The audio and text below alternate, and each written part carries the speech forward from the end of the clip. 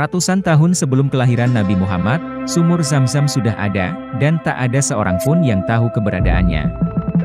Namun, berkat Abdul Muthalib, sumur Zam-Zam itu kembali terkuak keberadaannya. Selain itu, ada beberapa orang yang pernah menyelam dalam sumur Zam-Zam. Dan yang mereka temukan, sungguh luar biasa.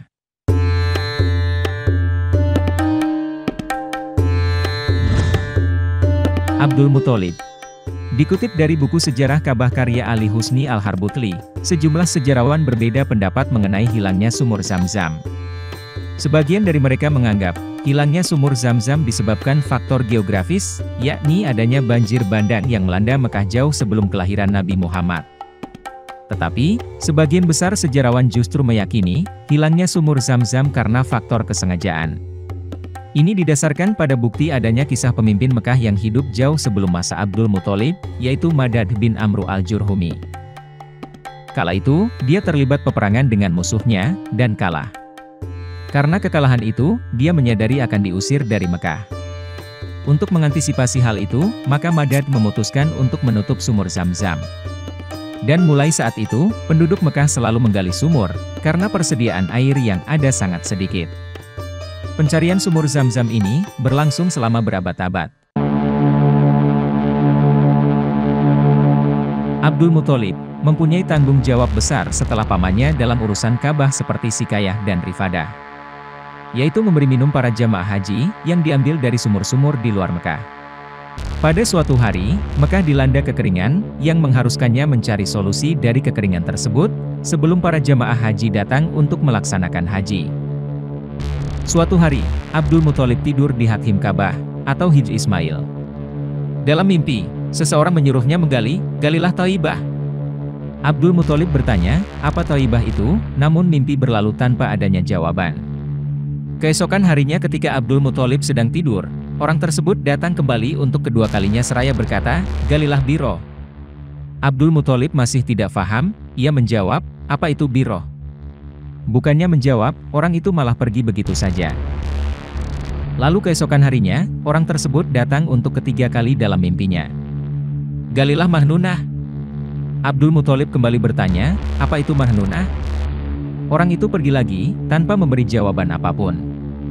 Barulah hari keempat, orang misterius tersebut datang di mimpinya dengan perintah yang jelas, "Galilah Zam-Zam."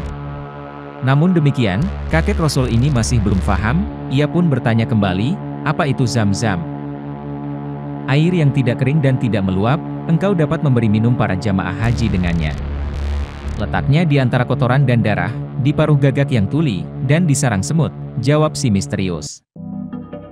Setelah mendapat tanda-tandanya, akhirnya dia bersama putra sulungnya, yang juga satu-satunya putranya pada saat itu, melakukan penggalian di lokasi Zam-Zam sekarang ini.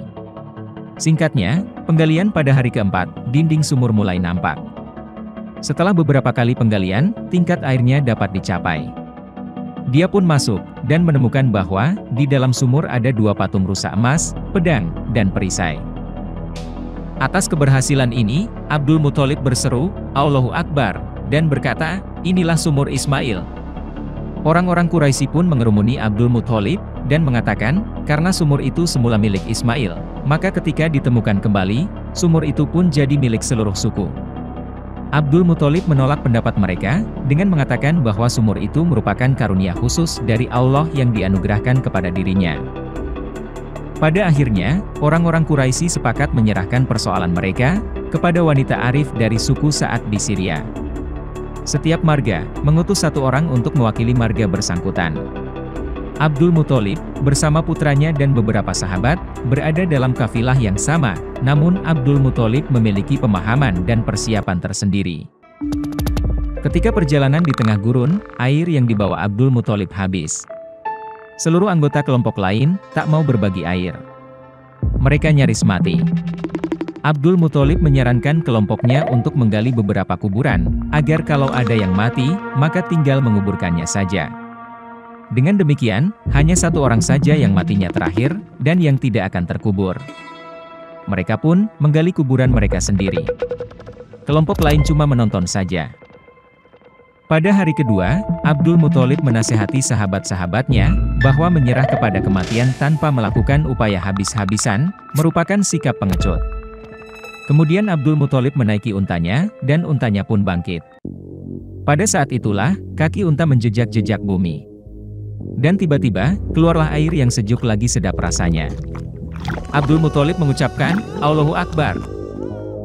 Para sahabatnya, juga ikut mengucapkan, Allahu Akbar. Mereka pun lalu mereguknya untuk menghilangkan dahaga, lalu mengisi penuh wadah-wadah air mereka yang terbuat dari kulit. Abdul Muthalib kemudian mengundang kelompok lawan untuk ikut mengisi wadah-wadah air mereka yang juga terbuat dari kulit. Sahabat-sahabat Abdul Muthalib merasa keberatan, namun Abdul Muthalib mengatakan, kalau kita berbuat seperti mereka, maka tak ada bedanya antara kita dan mereka. Seluruh kafilah pun mengerumuni sumber air itu. Mereka minum dan mengisi penuh wadah-wadah air mereka yang terbuat dari kulit. Kemudian mereka berkata, wahai Abdul Muthalib, demi Allah, Allah telah menentukan antara kamu dan kami. Dia telah menganugerahkan kemenangan kepadamu. Demi Allah, kami tak akan pernah berselisih denganmu tentang Zam-Zam. Tuhan yang telah menciptakan sumber air ini di sini, di gurun ini, untukmu telah menganugerahkan Zam-Zam kepadamu. Maka sejak saat itu, Zam-Zam pun menjadi milik pribadi Abdul Muthalib. Tariq Hussain. Tariq Hussain merupakan seorang insinyur desalting, atau insinyur kimia untuk memproduksi air minum dari air laut di Riyadh, dan sempat meneliti air Zam-Zam. Dalam laporan hasil penelitian kualitas air Zam-Zam, ia mengisahkan pernah melakukan penelitian pada tahun 1971. Ini bermula ketika setelah seorang dokter menulis kepada European Press, sebuah surat yang mengatakan bahwa air Zam-Zam tidak layak untuk diminum. Dia langsung berpikir, bahwa ini hanyalah bentuk prasangka buruk terhadap umat Islam. Dan karena pernyataannya didasarkan pada asumsi, bahwa karena Ka'bah adalah tempat yang dangkal di bawah permukaan laut, serta terletak di pusat kota Mekah, air limbah kota yang terkumpul melalui saluran air jatuh ke dalam sumur yang menahan air. Berita itu, sampai ke telinga Raja Faisal yang menjadi sangat marah, dan memutuskan untuk membantah pernyataan provokatif dokter tersebut.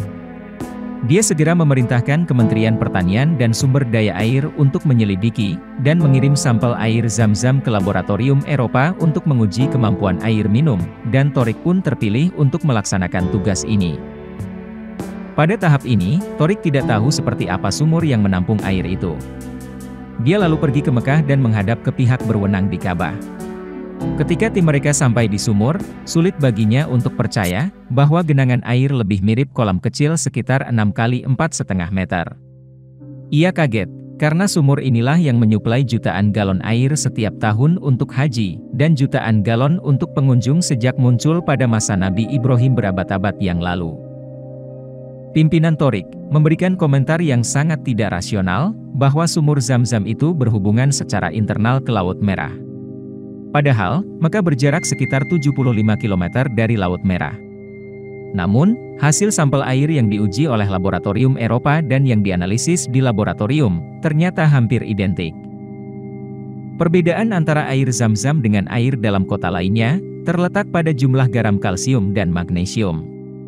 Kandungannya sedikit lebih tinggi pada air Zam-Zam. Ini mungkin alasan, mengapa air ini menyegarkan para haji yang lelah. Tetapi yang lebih penting, air ini mengandung fluorida, yang memiliki aksi pembasmi kuman yang efektif. Apalagi, pernyataan dari laboratorium Eropa menunjukkan, bahwa air itu layak untuk diminum. Oleh karena itu pernyataan dokter tersebut terbukti tidak benar. Ketika ini dilaporkan kepada Raja Faisal, dia sangat senang dan memerintahkan kontradiksi laporan tersebut di European Press. Hikmahnya, semakin banyak Anda menjelajah, semakin banyak keajaiban yang muncul, dan Anda menemukan diri Anda secara implisit percaya pada keajaiban air yang Tuhan berikan, sebagai hadiah bagi umat beriman yang datang dari jauh dan luas ke tanah gurun untuk berziarah. Inilah hasil penelitian Tariq, yang merangkum beberapa fitur air Zam-Zam. Pertama, sumur ini tidak pernah mengering, walaupun kebutuhan air selalu terpenuhi. Kedua, selalu mempertahankan komposisi garam dan rasa yang sama sejak pertama kali ada. Portabilitasnya selalu diakui secara universal, saat peziarah dari seluruh dunia mengunjungi Ka'bah setiap tahun untuk haji dan umrah. Tetapi, tidak pernah mengeluh tentang hal itu. Sebaliknya, mereka selalu menikmati air yang menyegarkan mereka. Ketiga, air terasa berbeda di tempat yang berbeda, karena daya tarik air Zam-Zam selalu universal. Keempat, air ini tidak pernah diolah secara kimiawi atau diklorinasi, seperti halnya dengan air yang dipompa ke kota-kota. Pertumbuhan biologis dan vegetasi biasanya terjadi di sebagian besar sumur. Hal ini membuat air menjadi tidak enak, karena pertumbuhan alga menyebabkan masalah rasa dan bau. Tetapi, dalam kasus sumur air Zam-Zam, tidak ada tanda-tanda pertumbuhan biologis. Sultan Maulana Mansyuruddin. Ada cerita lagi dari orang Banten, mengenai sumur Zam-Zam dan kaitannya dengan Batu Huran. Lokasi Batu Huran ini, berada di Pandeglang. Ini adalah sebuah batu yang dipercaya oleh masyarakat setempat, bahwa siapa saja yang melakukan tawaf atau berkeliling sebanyak 7 kali putaran di batu tersebut, maka segala permintaannya akan dikabulkan oleh Allah. Ceritanya, sekitar tahun 1651, Sultan Agung Abdul Fattah berhenti dari Kesultanan Banten, dan pemerintahan diserahkan kepada putranya, yaitu Sultan Maulana Mansyuruddin. Beliau pun diangkat menjadi Sultan ke-7 Banten. Kira-kira selama 2 tahun menjabat menjadi Sultan Banten, kemudian beliau berangkat ke Baghdad, Irak untuk mendirikan negara Banten di tanah Irak, sehingga kesultanan untuk sementara diserahkan kepada putranya Pangeran Adipati Ishak atau Sultan Abdul Fadli.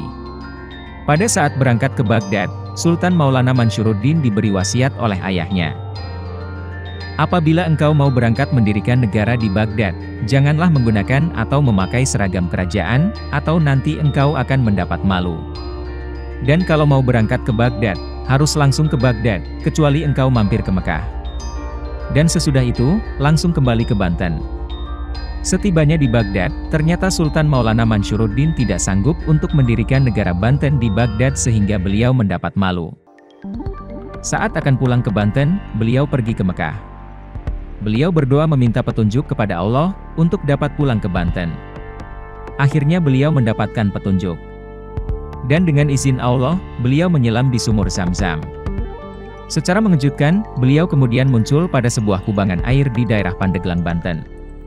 Setelah itu, dari bekas lubang tempat menyelamnya Syekh Mansyuruddin, keluarlah air terus-menerus tak kunjung berhenti. Masyarakat sekitar percaya bahwa air tersebut adalah air dari sumur Zam-Zam. Karena takut jamaah haji kekurangan air karena sumur Zam-Zam bocor ke Banten, maka diambilkan Al-Quran untuk menutup lubang tersebut. Tak lama Al-Quran itu pun berubah menjadi batu.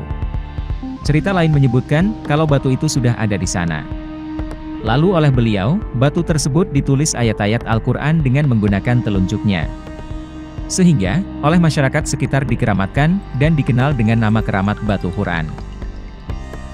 Menurut cerita penjaga pemandian Cibulakan, air kolam pemandian yang dalamnya hanya sekitar 1 meter hingga dasar kolam ini, tak bisa kering, sekalipun musim kemarau berlangsung panjang. Dan konon, pengeringan kolam pernah dilakukan sebelumnya untuk meneliti keberadaan Batu Huran tersebut. Anehnya, air kolam tidak pernah mau kering walaupun disedot pipa air bertekanan ratusan kubik per jam. Secara kasat mata, Batu Huran tersebut akan terlihat seperti batu pada umumnya. Dan katanya, dengan cara apapun dan dengan alat apapun, tidak akan bisa terlihat tulisan Al-Quran di batu tersebut. Tulisan Al-Quran pada batu itu, hanya bisa dilihat dengan mata batin, hanya orang yang hati dan jiwanya bersihlah yang bisa melihat tulisan Al-Quran tersebut.